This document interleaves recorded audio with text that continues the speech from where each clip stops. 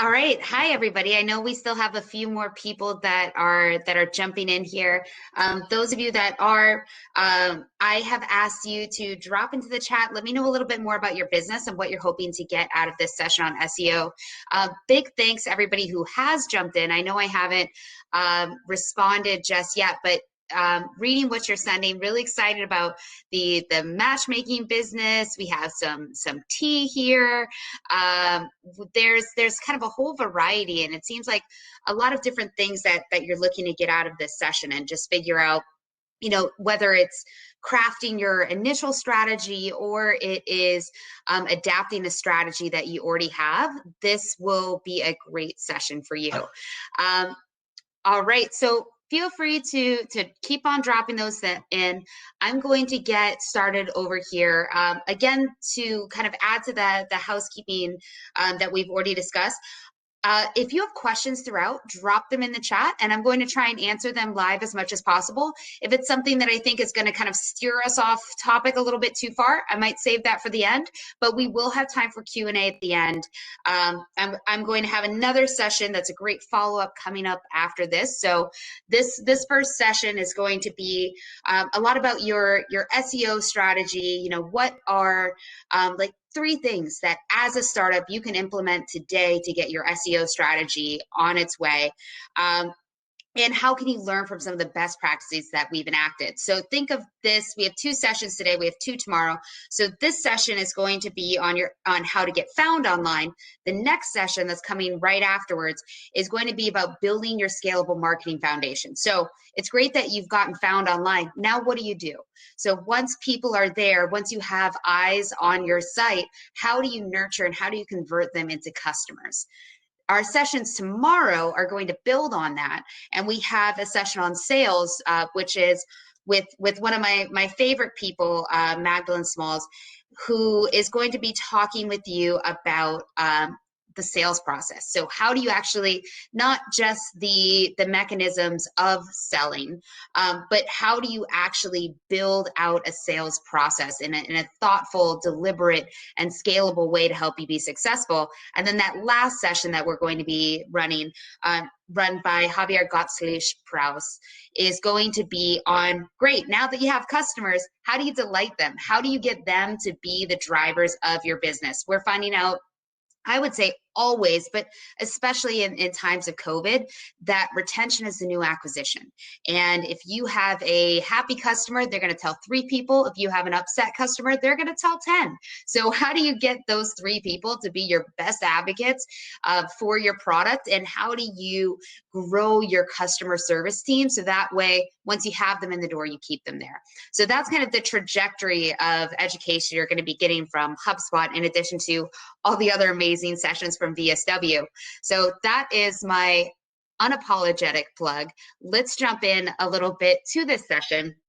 And we'll start off with, so I represent the HubSpot for Startups program, and we do a variety of things. So we provide education sessions like this, we do mentoring, we do office hours, and we also provide startup-friendly pricing for our products. So depending on what your affiliation is, we have a lot of our great partners are already part of VSW. So if you're part of Creative Destruction, if you are part of WeWork, if Techstars, these are all partners along with 3,000 others that make you eligible for this program. And to tell you a little bit about our software, just so you know why am I talking about SEO and what expertise do we have in this area and what can this offer to you as a startup or as an entrepreneur. So we have a free CRM with a sales, marketing, and service hub built on top of it and 500 integrations. So that means that this kind of your one-stop shop for everything to run your business. That's also what our expertise is in running these sessions, because you can do everything from marketing, sales, service, your SEO tools, all in one place. And if you were to think about, comparatively looking at, what we can do, if you took kind of the functionality of Salesforce, Marketo, Calendly, Zendesk, Hootsuite, MailChimp, you roll them into one, added a few things, that's us. So that's a little bit about the software. And as part of our program just for entrepreneurs, because we have a huge focus on our entrepreneur community, you can be eligible depending on your overall funding, depending on who your partner is, for up to 90% off our software. So that's on average of about $17,000 off in that first year, 50% off the second, 25% off ongoing. And the way to apply for that is just going to hubspot.com/startups. And it is free to apply. And you can get just more sessions like. So without further ado, we're going to be talking about SEO. And I know you're not here to hear about me, but let me tell you a little bit about why I want to talk to you and some more about my background that is relevant here. So I started in the nonprofit sector, essentially launching a new startup every single year, and loved that. Loved being in education. So I enjoy sessions like this. And then I moved into a scale-up org where I worked with a founder who'd been around for 30 years to help scale her business into a multinational organization. And that was through implementing scalable sales, marketing, and operations processes to help automate as much as possible. So that way she could focus in on the strategy that was going to be most effective for her business. Then from there, I ran a sales team for 6 years, and including doing some selling myself. And then I decided to launch my own business. And so I've sat in the seat that you're sitting in now. I've been there where I was like, SEO is important. How do I do it? And you just start Googling and trying to figure it out. And I taught myself, and then HubSpot helped me out. And that's how I come to you now to be able to share some of those learnings with you, so you don't have to go through the painful process that I did. But once I sold my business, I was approached by the HubSpot for Startups team, and I get to do a little bit of everything I love. I get to still be in the startup community, and I get to still do education and be able to network with other founders. So I'm really excited to talk to you today, and that is as much as I'm going to subject you to hear about my background. But here's a little bit about the agenda that we are going to go through. So we're going to talk about some basics of just how do search engines work, the core pieces of discovery, relevancy, and authority. And then we're going to talk about how to sort through some of the advice that you get. What's good? What's bad? What have I learned from my journeys of surfing the web to try and figure out SEO strategy as a startup? And then how do you scale your SEO strategy as an entrepreneur? And then we're going to talk about some tactics to build authority in search engines and jump into a Q&A.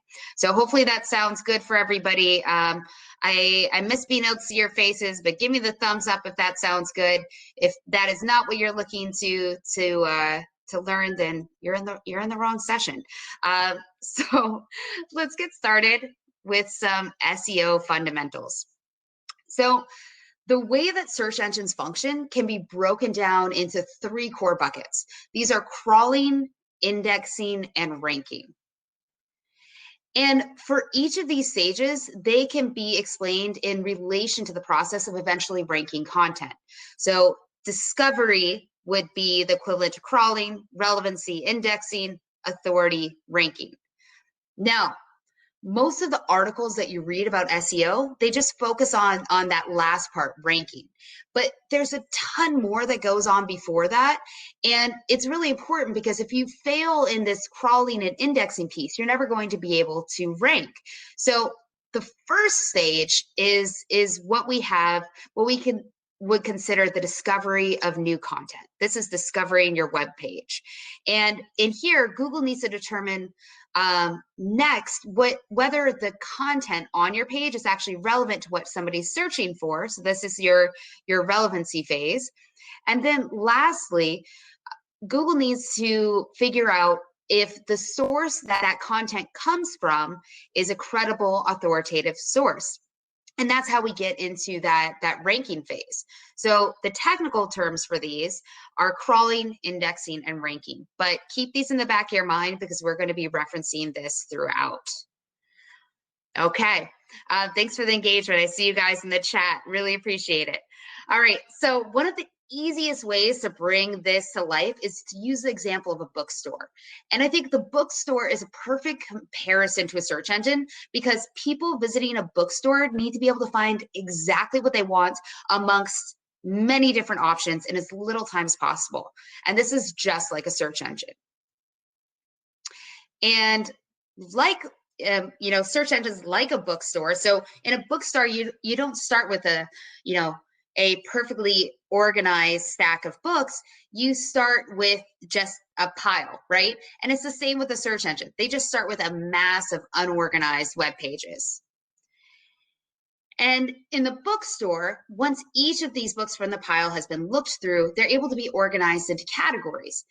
Similarly, Google is looking through all of the content on each and every web page, trying to determine what it's all about and determining its relevancy and indexing these pages.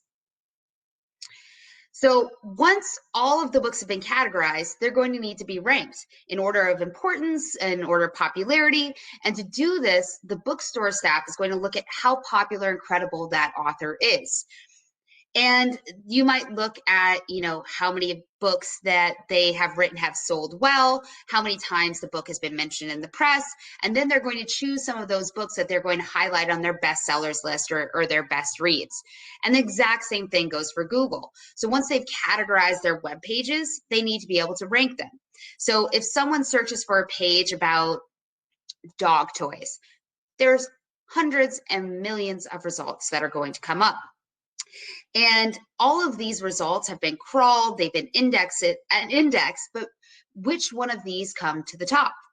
So similar to the bookstore analogy, Google is going to look at how many other web pages have linked to and mentioned that web page in question, and how do the rest of the web pages on that page perform, and how many people have visited that page and had a good experience. So there's a variety of ranking factors, but these are just some of the major ranking factors at play that help search engines go from that discovery phase to looking at figuring out the relevancy and then the authority. So hopefully everybody is following along with me, and this is making sense because this is going to be the foundation for everything else that we're talking about. So let me know. Feel free to drop into the chat if I've lost you already. Want to catch you up. So this next part is about cutting through some of the good and the bad advice, right? This is a blast. We did kind of a blast through how search engines work. And this is important because when people see a drop in traffic, they might think that it's an authority problem when it's actually a discovery problem, and treat it with the wrong solution. So we're just going to cut through some of the bad advice that you might have heard before. And then we're just also going to talk about some things that you should look out for. All right, and this is not to pick on anybody in particular. These are just some examples, but there are tons of articles out there that tell you all of Google's ranking factors. First of all, Google's ranking factors are not all public, so nobody can tell you an exhaustive list, and they are continually changing. There are some things that we absolutely know, but anybody that's going to tell you the ins and outs and all the background, it's just not that simple. Or they're going to tell you, what are sneaky ways of improving your ranking? Or in 500 words or less, how do you rank number one? And it's just not that simple, right? If you could read one article, not picking on Forbes, but it's going to tell you how to rank number one, then everybody read that article and rank number one. And part of what this page, all of this advice is missing is that they're assuming that all websites are the same, that the content is the same, the way they rank is the same. And what they miss is the fact that context is everything in SEO. So something that works for one site at one time might have the opposite effect on another. So some things that might be working for one page and ranking right now might only work for another page later on when they've developed more authority or relevancy around a topic. So the big takeaway here is don't read an article, and if it doesn't line up with what you're doing, freak out and change everything. There's some fundamental right and wrong things to do in SEO, but a lot of it is contextual. And that's a large part of why we're having this discussion focused on startups because this is part of the context. Now, I apologize because this slide did not age very well. J.K. Rowling, maybe not our best example considering some of her current choices at the moment. But let's roll with this as an idea. You can sub in Dan Brown or whoever else you would like as a substitute. But let's go back to our bookstore analogy. So a new book that's published by J.K. Rowling is almost certain to go to the top of the must-read list. And that's simply because she's just such an authoritative figure in the publishing industry. And if you're a brand new author, you'd have to do something completely spectacular to be able to achieve that same feat. So similarly, a brand new domain that creates a page focusing on the same topic that a page from Wikipedia does, well, Wikipedia is probably going to rank better because you have no authority or relevancy yet. And that essentially makes you the new author in this situation. So you have the opportunity to be able to rank better than Wikipedia, but just the same as that new author, you could be more popular than J.K. Rowling, but it's just unlikely when you're just getting out of the gate. And this is what you're told that SEO success looks like, that it's supposed to be this hockey stick effect. But to be honest, in reality, it often looks more like this. There's going to be peaks and valleys. I would say that patience is probably the most underrated SEO skill. With all of these ups and downs, you just want to make sure that it is in general moving up and to the right. And there's going to be some things that are within your control, and there's going to be some things that are out of your control. There might be some featured snippet on Google that tears, traffic away from your site. There might be some seasonality. There might be COVID. There's some things that you can't control, but there are also some core things that you can control. So we're going to talk a bit about what those things are. First, though, a little bit more about talking about advice. This is how most startups begin their SEO journey. And I would say this advice isn't limited to startups, but a lot of the advice that I hear that's given to early stage companies with new websites is just to focus on creating a ton of content. Drop me in the chat. Is this something you've heard? Are you just in like a content frenzy where you're creating all the blogs, all the posts? Let me know. Is this where you're at? Because a lot of us, yeah. So I'm seeing that some of you guys have heard this as well. A lot of us, you throw all of this content out there, and then after 5 or 6 months, your traffic is flat, and you're wondering, why aren't you seeing more results? And then the answer that you're given is create more content. Imagine applying this same logic to, let's say, a paid acquisition campaign. You throw $5K into Facebook ads. You get no return. So you say, all right, why don't I double down and I'm going to put another 50K in next month? That's absolutely crazy. That is just bad math. So same thing here. This is what a lot of companies do with SEO, and this is not the strategy. The other piece of advice that I absolutely loathe is create great content. And simply creating great content is not the way to rank number one. That's like saying all you need to do is create a great company and a great product. That's not helpful. Nobody goes out there and says, let me create a bunch of crappy content and see what happens. I would also say that creating great content is table stakes. Even if you wrote something, truly fantastic, but nobody had the chance to read it, it might as well not exist. And it's the same with the majority of bad SEO advice, and it stems from trying to solve an authority problem with a relevancy solution.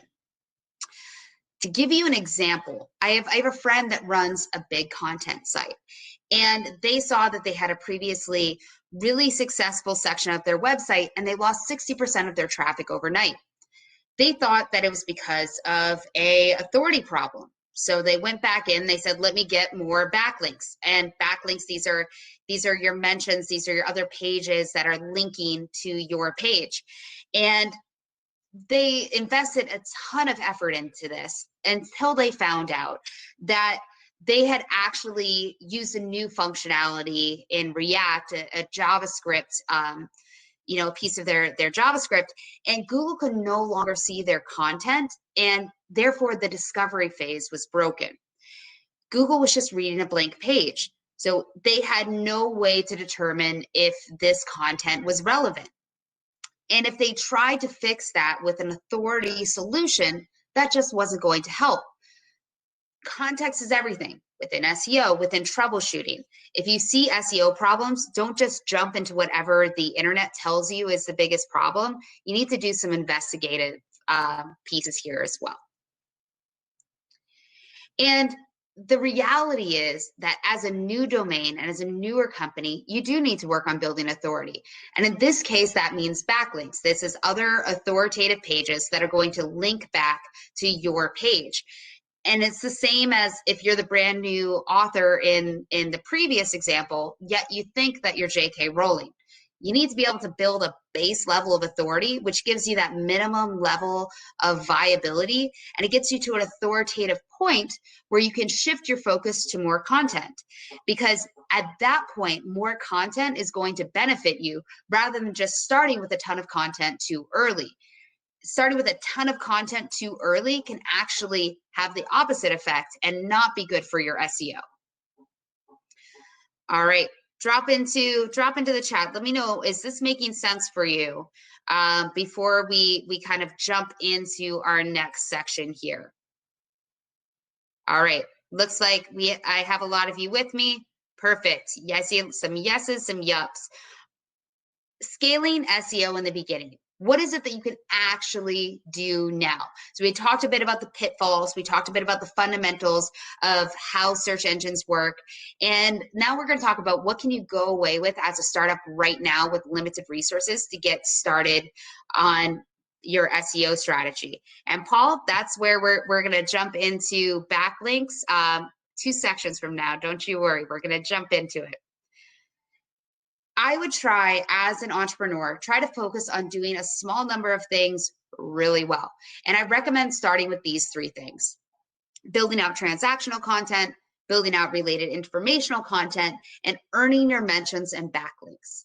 We're going to talk next on how we do this. And using HubSpot as an example, we have a number of different types of transactional keyword-focused pages on our site. And these cater to the varying intent behind searches. This is our main CRM page, and this is primarily focused on people who are searching for branded queries like HubSpot CRM.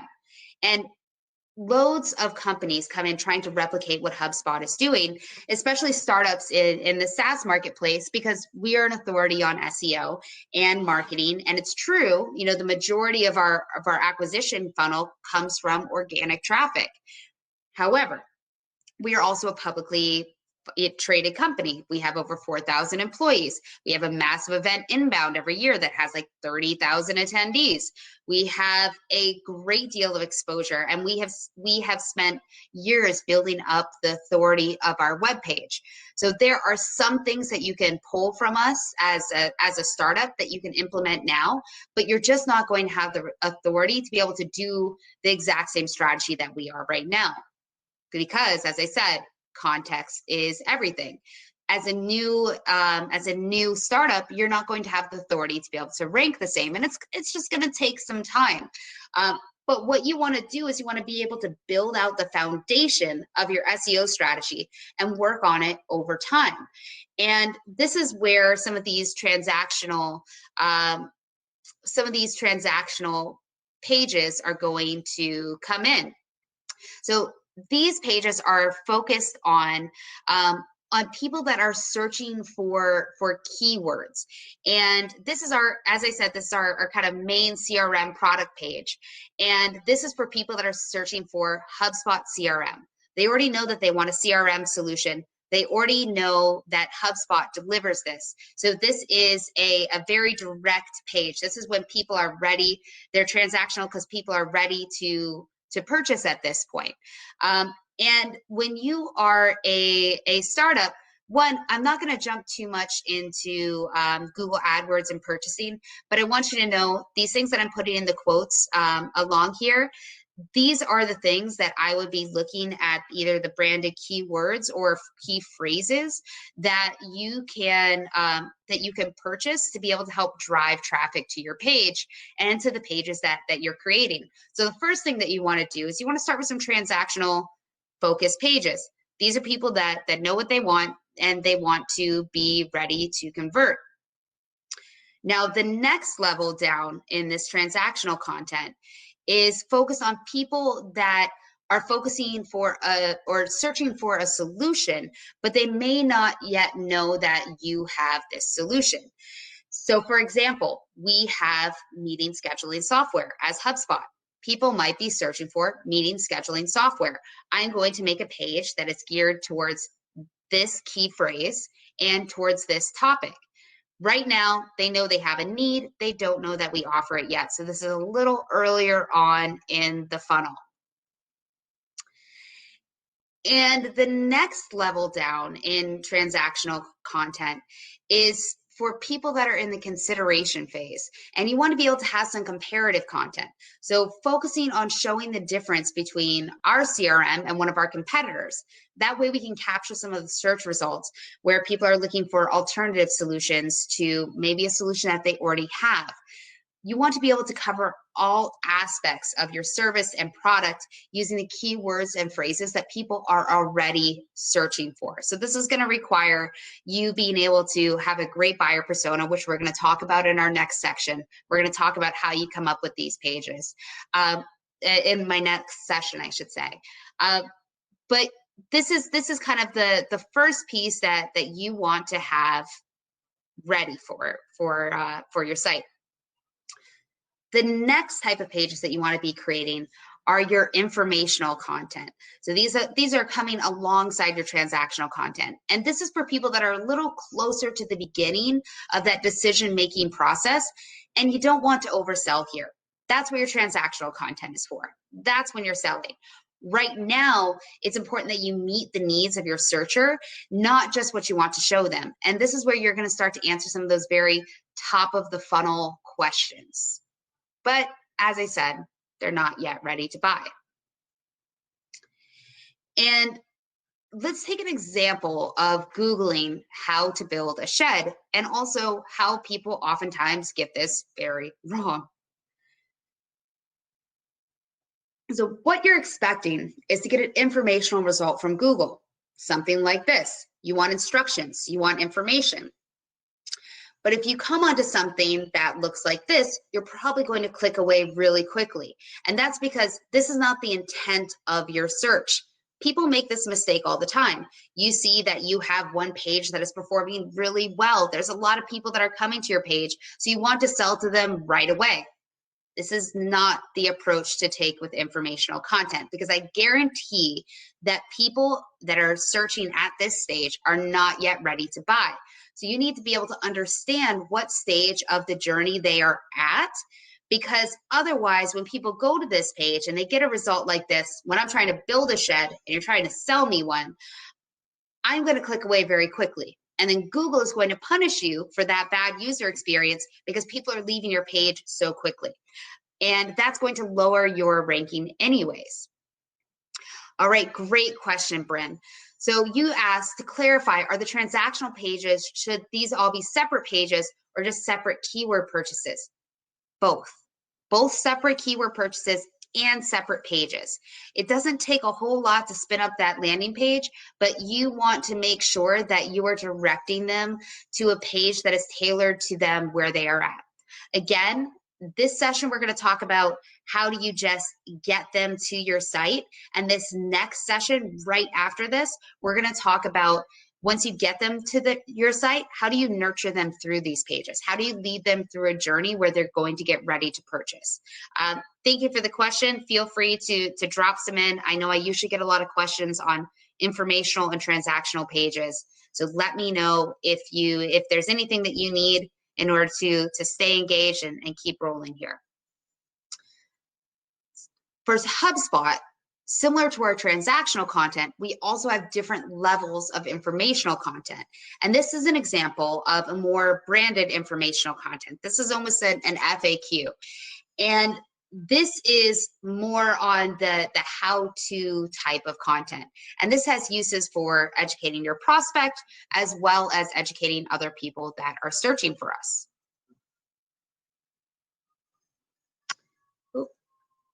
And all right, I was just checking the chat really quickly here. So then we have more general educational content that is still related to our product offering, but very few people are going to be ready to buy a CRM when they're just learning what a CRM is. And then finally, we have that lowest level of informational content, which solves an educational need. And you can use this to get people to be bought into your brand and to funnel people into our product at a later date. And this is the most common type of content that I think people focus on early on when they're building out just a ton of informational, educational content with the idea that you're going to generate more traffic to your site over time, and you just want to get your brand out there. What you want to be thinking about as well is, do you have your sales set up here? If you generate viewership to your page, do you have a marketing process to be able to lead them through from informational content to getting to a point where they're ready for that transactional content and to convert? And do you have a sales process set up that once they're here, you're able to quickly convert them?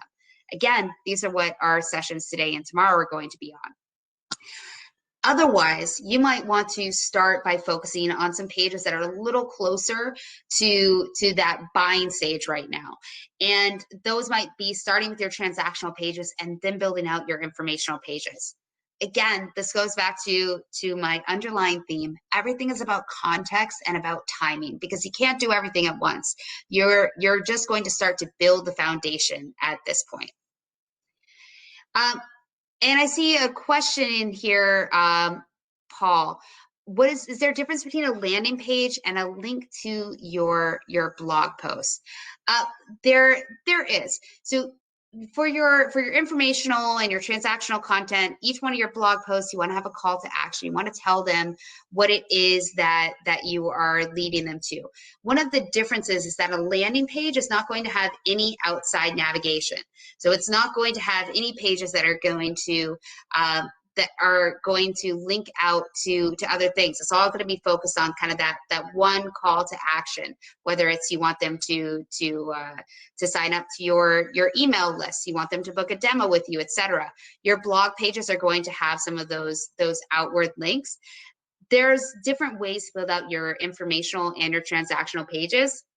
For some of you, you might be going with a strategy around blogs. For some of you, that doesn't make sense in the industry that you're in. I hope that answers some of your question, Paul. If not, we can certainly come back to it. And Lena, I see a question about what is the difference between how-to articles and this one about techniques. There really isn't. The how-to versus sales closing techniques. This is the same type of content where you are starting to help your prospect, help your customer, educate your customer, start to nurture them through your process. And yep, educational content would be a great way to put that. Now, drop me in the chat, who's heard of topic clustering before? Yes or no? Is this totally new to you? Is this old hat? Let me know. So this is kind of all right, looks like a lot of new content. Excellent. Love sharing new things. So this is a way that you can organize your site to help improve your SEO rankings. And this is a model that we use at Hubspot. So if you go back to the beginning of our presentation where we talked about how search engines work, we know that discovering content is, essentially crawling, determining the relevancy of your content is indexing, and then you're determining the authority of your content, which is ranking. This strategy builds that second piece, that relevancy. And this is where you take really deep content and every question that people have on a topic, and you internally link it between related content, which says that this whole, it tells the web crawlers that are going through trying to quickly sort and rank and index all of these, or sort and index all of these pages, figuring out how they're related. What are the pages on? Which dog toys page should I surface first? This helps them to figure out how everything is related and what pages are the most important. So we take this whole cluster of content and that is related and that is about this one thing, and we link them together to be able to affect the other content, because when one of these pages does well, all of them do well. And I am going to give you an example of what that looks like. This is an example of Instagram. So we have a whole lot of content on Instagram marketing. And we have a pillar page. So that pillar page is going to be your kind of central source of information. It is one page that has a, consider this your trailer, your teaser. It gives a little bit of information on everything, but it doesn't go into depth on anything. And it's going to have hyperlinks. So in each one of those sections, you might have something where we say, okay, this is our ultimate guide to Instagram marketing. And if you want to dig into how does buying Instagram followers work, there's going to be a link on this page where you can click here and dig a little bit deeper. And on that other blog post page, it's going to link back to this main page. This might be a series of web pages for you. This might be a series of blog pages. I'm going to show you another example very different from this so you can see how this might look for different businesses. But what this essentially says to Google is that all of these pages are related. And we're going to talk more about backlink strategy because I know you guys asked about it. We're going to talk about that in the next section. But we also realize that backlinking to your own pages also helps improve your SEO. You're not going to get there to the authority piece that you want to with just your own backlinking, but this is part of the strategy. So to give you an example, so this is an example that you might use with blog posts. Again, this might not be what you do out of the gate, but you want to make sure that when you're building your pages that you are architecting them in a way that is going to help your SEO strategy.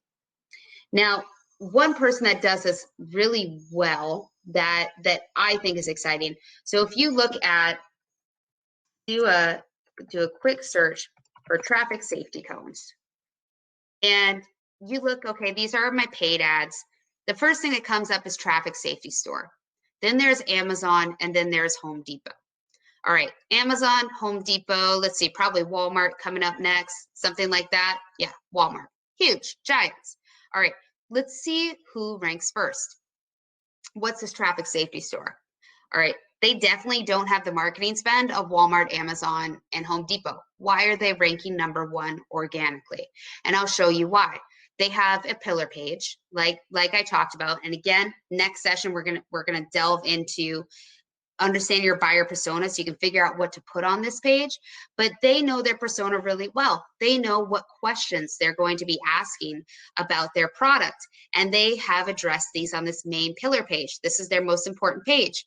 But then they know some people might want to delve deeper into orange cones or blue cones, yellow cones, etc. So these are those links out to these other related pages that link back to the main page. This is a startup that is outranking Walmart and Amazon, and this is an example of the power of this strategy. So hopefully that all makes sense. If it doesn't, I would also encourage you to Google HubSpot content marketing, to be able to Google to look at HubSpot topic clustering, because you're going to find great articles and great videos on how to enact this. All right, so jumping into the chat and a couple of questions that you guys have. Gabriel, I know this is a little bit about the last section. You're talking about informational content, aka educational content. This is the focus from the start. So when you say focus from the start, this is beginning of the funnel. People are just learning about you, and you're trying to narrow them in, to get them ready, to educate them, to get to a place where they're going to be ready to purchase.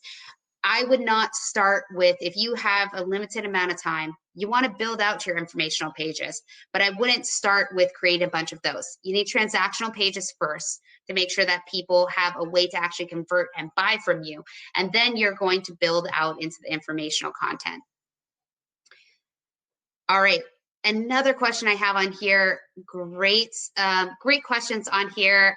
Love to hear from you as well, Annika. Big shout out, by the way, League of Innovators. If you haven't heard of them, they are a awesome organization. And I see a question, will HubSpot help on content generating and backlinks? How will HubSpot help on both of these things, on generate content and backlink building? I can show you some tools at the end here.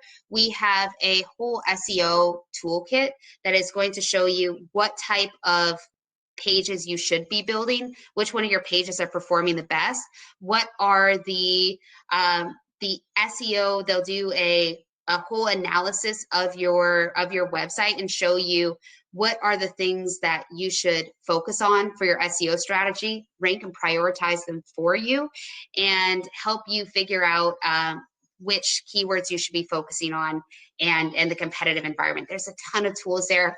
The short answer is yes, we help you on all of that, and all of those tools come along with our Marketing Pro.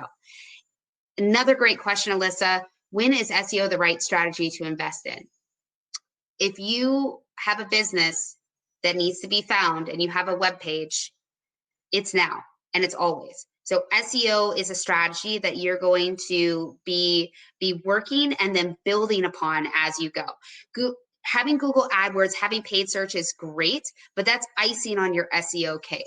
If you are just focusing on how do I spend money to get viewers on my site, that means that the second that you stop your spend, you're not going to have viewers on your site. That is not a sustainable strategy. So you want to build up an organic SEO strategy. I would say something like 80% of HubSpot's leads are organic because we kill it at SEO. And you want to, maybe you're not going to be there right away, but you want to build that foundation a piece at a time. Make sure that you're architecting your site in a way that makes sense with things like topic clustering, that you're getting out the core pages that are going to be most important to people converting and to giving them the information to help get them to that conversion stage. And then you're going to just keep on building that out, and your SEO strategy is going to adapt and grow over time. And what about professionals that get traffic through referrals or partnerships? Another great question, Alyssa. Same here. I run a partnership program. I just shouted out League of Innovators. I said Creative Destruction Lab, BSW. These are partners that help generate interest in my site. But you might hear about HubSpot from a session like this, and then 2 weeks later, you didn't really remember the name, if it was HubSpot or not. But you remember we talked about CRM or SEO tools. You're going to go and Google SEO tools. I want to be ranked when you Google that. I want to make sure that if you don't remember that as part of the startup program, that you're going to Google HubSpot startups and it's going to come to my page, and that's going to be all through your SEO strategy. So those direct links, those professional partnerships, they're all helpful, but that can't be your only strategy. I hope that is useful. So we're going to jump into tactics to build authority in search engines. This is where we get into the backlinks that you guys are talking about. All right. Backlinks matter a lot. So this is the piece of information that most people getting started in SEO need the most help with, because in my experience, people don't anticipate how much work it takes to build a large number of backlinks. And if you don't get them, you're not going to rank. Although I would say to Alyssa here, if you are talking about your partner network, having your partner network like BSW has links on their page back to my to the HubSpot for Startups program.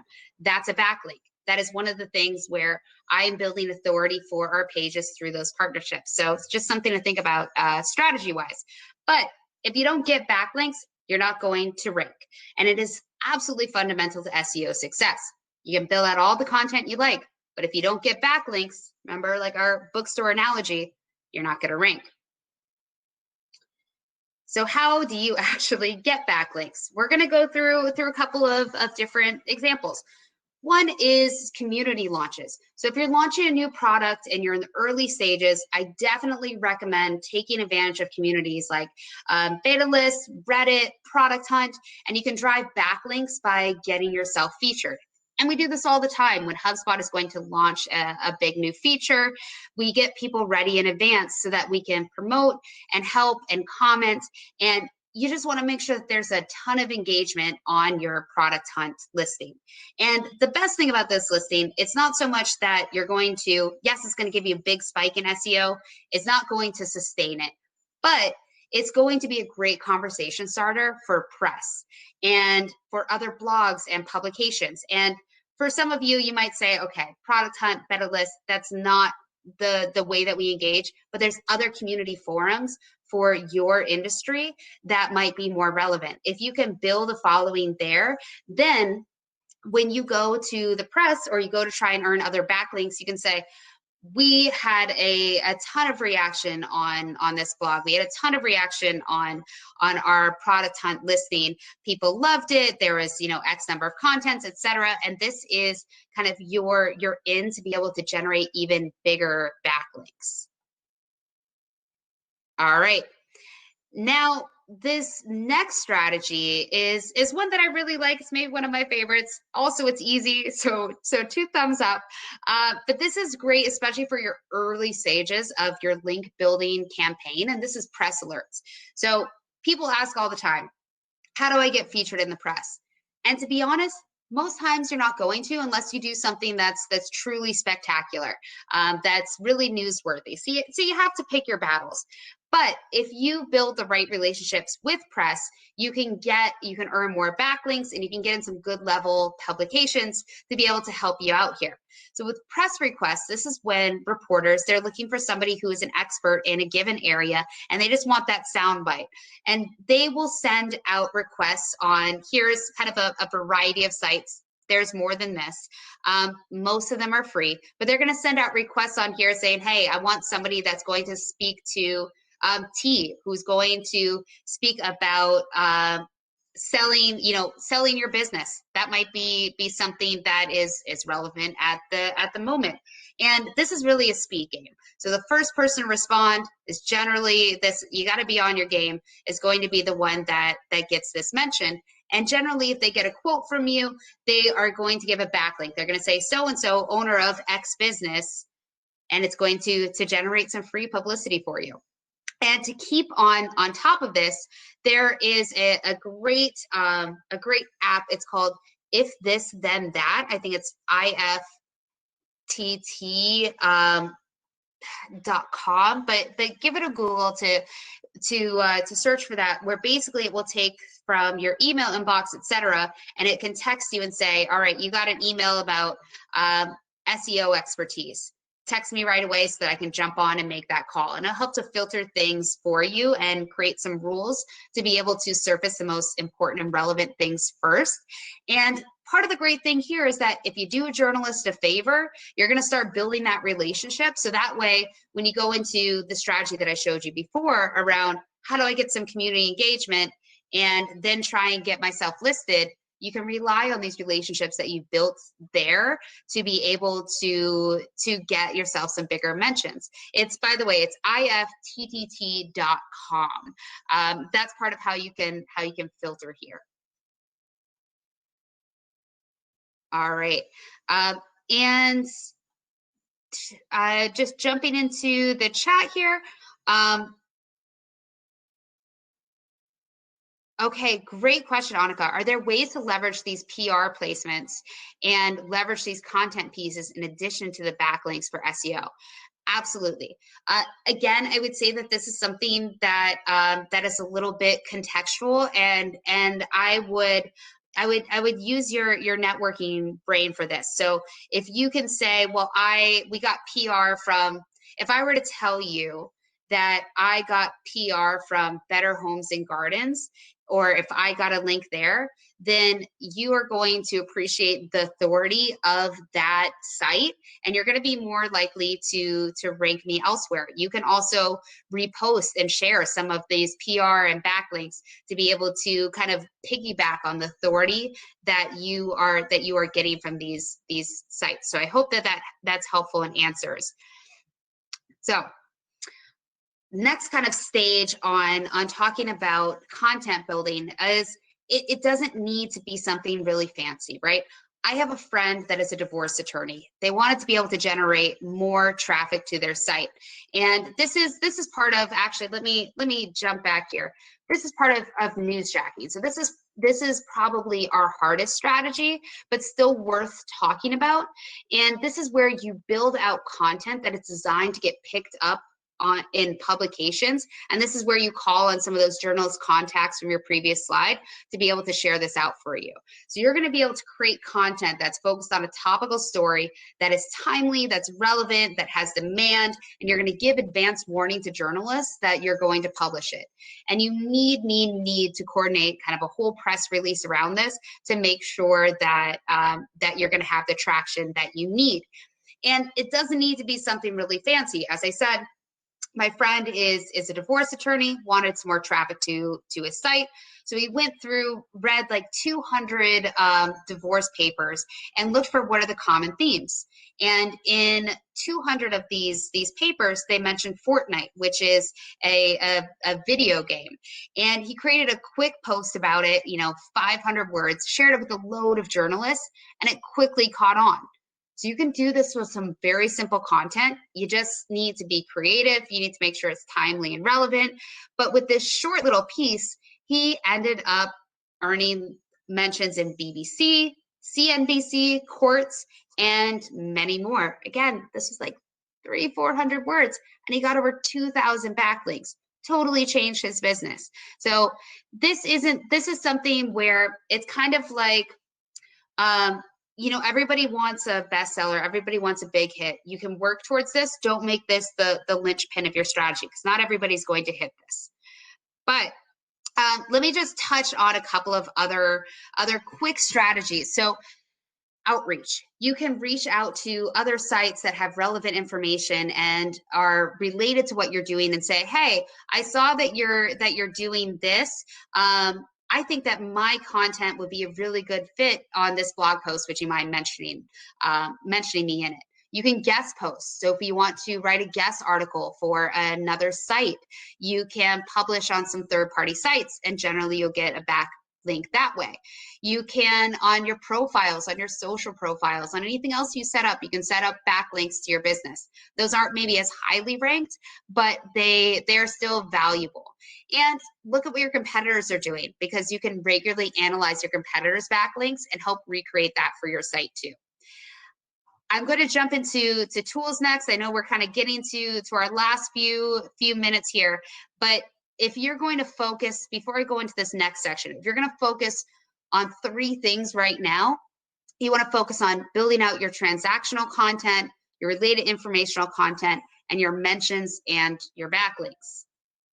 So let's talk a little bit about the tools to up your SEO strategy. So you want to understand how to optimize your content for search in one place. SEO is always changing, and it can just be difficult to keep up with and understand which keywords you want to prioritize to drive traffic and conversions. This is something that you can do within HubSpot.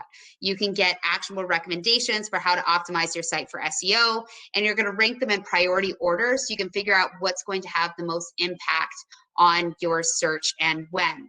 And you can also see what are the pages that need to be updated and what actions should you be taking, so you can watch as your SEO rank improves. And by the way, at the end of this here, I'm also going to give you guys a couple free resources on how to start doing this strategy for yourself.